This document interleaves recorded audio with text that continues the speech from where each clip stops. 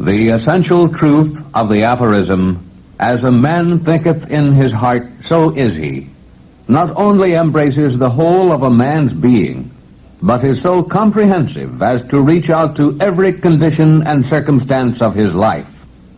A man is literally what he thinks, his character being the complete sum of all his thought.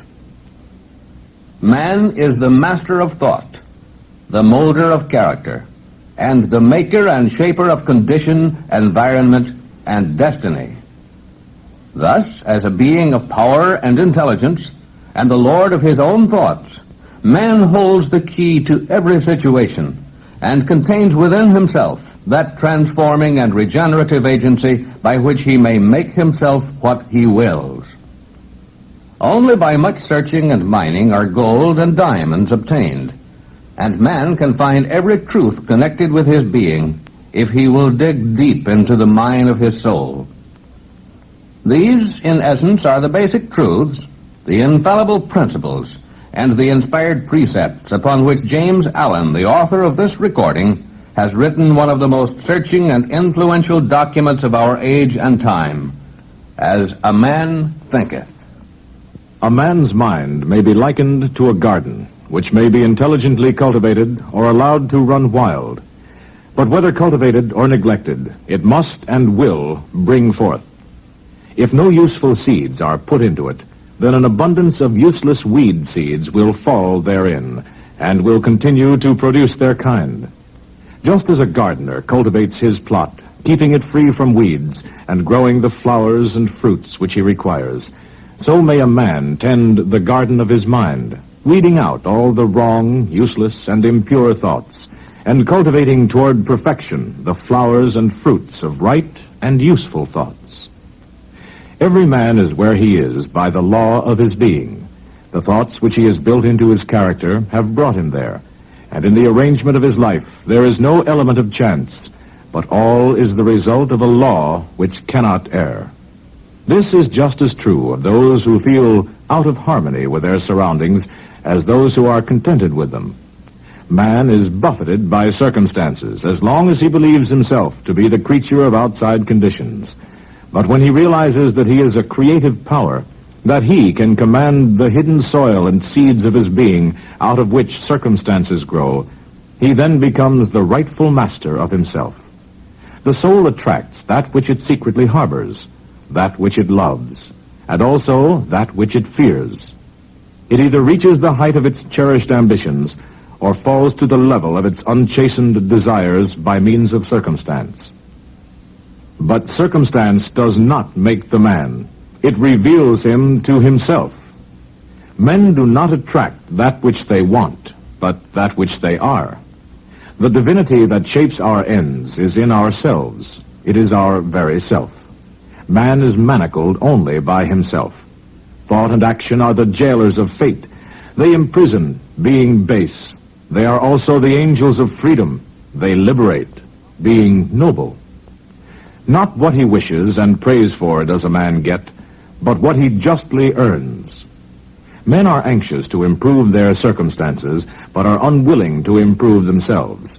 They therefore remain bound. Good thoughts and actions can never produce bad results. Bad thoughts and actions can never produce good results. Most men understand this law in the natural world and work with it, but few understand it in the mental and moral world, yet its operation is just as simple and undeviating. Blessedness, not material possessions, is the measure of right thought. Wretchedness, not lack of material possessions, is the measure of wrong thought. A man may be cursed and rich. He may be blessed and poor. Blessedness and riches are only joined together when the riches are rightly and wisely used. And the poor man only descends into wretchedness when he regards his lot as a burden unjustly imposed. A man only begins to be a man when he ceases to whine and revile, and commences to search for the hidden justice which regulates his life. And as he adapts his mind to that regulating factor, he ceases to accuse as the cause of his condition, and builds himself up in strong and noble thoughts. He ceases to kick against circumstances. Instead, he begins to use them as aids to his more rapid progress and as a means of discovering the hidden powers and possibilities within himself. The proof of this truth is in every person. Let a man radically alter his thoughts, and he will be astonished at the rapid transformation it will effect in the material conditions of his life. Men imagine that thought can be kept secret, but it cannot. It rapidly crystallizes into habit, and habit solidifies into circumstance. Thoughts of fear, doubt, and indecisions crystallize into weak, unmanly, and irresolute habits which solidify into circumstances of failure, indigence, and slavish dependence. Thoughts of courage, self-reliance, and decision crystallize into manly habits which solidify into circumstances of success, plenty, and freedom. A particular train of thought persisted in, be it good or bad, cannot fail to produce its results on character and circumstances. A man cannot directly choose his circumstances, but he can choose his thoughts, and so indirectly, yet surely, shape his circumstances. Nature helps every man to the gratification of the thoughts which he most encourages, and opportunities are presented which will most speedily bring to the surface both the good and evil thoughts. Let a man cease from his sinful thoughts, and all the world will soften toward him and be ready to help him. Opportunities will spring up on every hand to aid his strong resolves. Let him encourage good thoughts, and no hard fate shall bind him down to wretchedness and shame.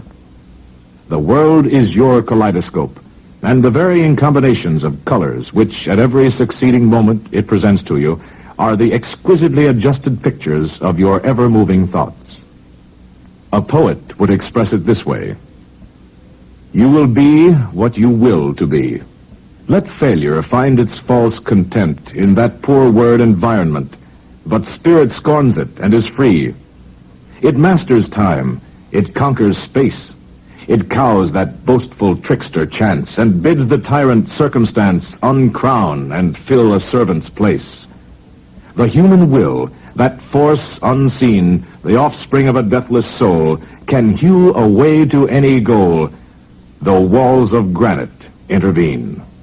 A man should conceive of a legitimate purpose in his heart, and set out to accomplish it. He should make this purpose the centralizing point of his thoughts. He should make this purpose his supreme duty, and should devote himself to its attainment, not allowing his thoughts to wander away into ephemeral fancies, longings, and imaginings. Even if he fails again and again to accomplish his purpose, as he necessarily must until weakness is overcome, the strength of character gained will be the measure of his true success, and this will form a new starting point for future power and triumph. Those who are not prepared for the apprehension of a great purpose should fix their thoughts upon the faultless performance of their duty, no matter how insignificant the task may appear. Only in this way can thoughts be gathered and focused, and resolution and energy be developed. Strength can only be developed by effort and practice. And only in this way can you enter the ranks of those strong ones who recognize failure as just one of the pathways to attainment, and who make all conditions serve them.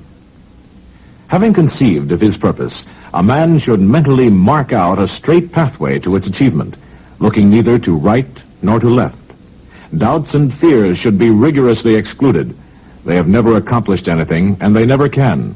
They always lead to failure. Purpose, energy, power to do, and all strong thoughts cease when doubt and fear creep in. The will to do springs from the knowledge that we can do. He who has conquered doubt and fear has conquered failure. All that a man achieves and all that he fails to achieve is the direct result of his own thoughts.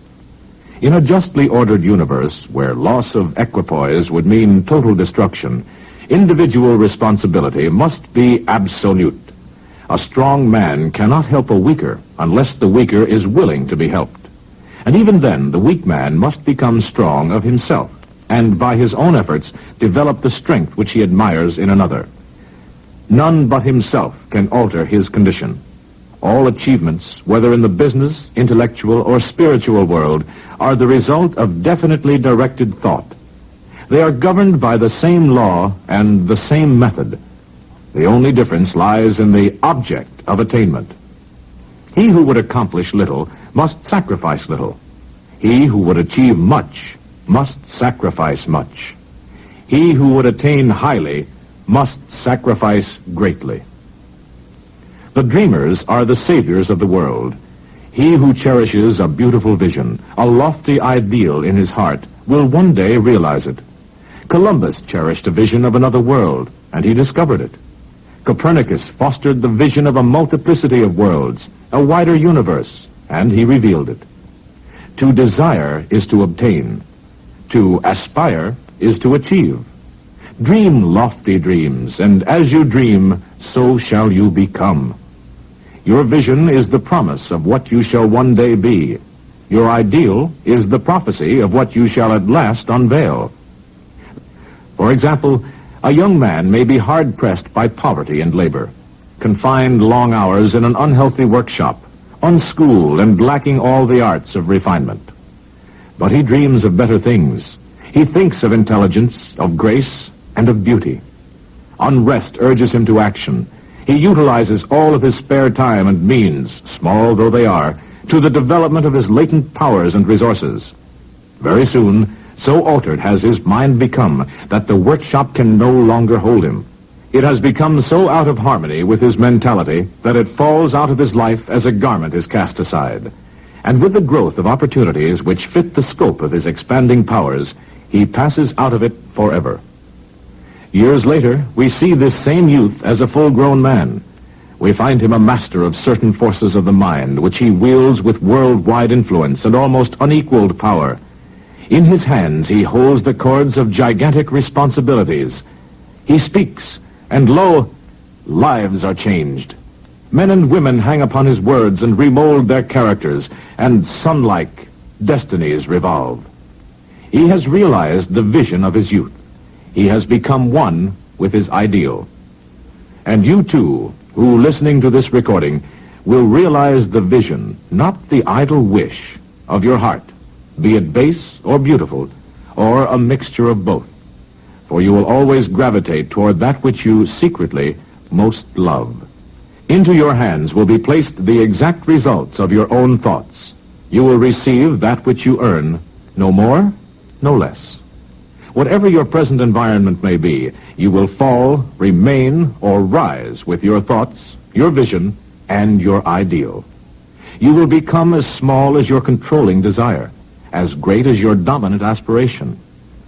In the beautiful words of Stanton Kirkham Davis, you may be keeping accounts, and presently you shall walk out of the door that for so long has seemed to you the barrier of your ideals, and shall find yourself before an audience, the pen behind your ear, the ink stains on your fingers, and then and there shall pour out the torrent of your inspiration.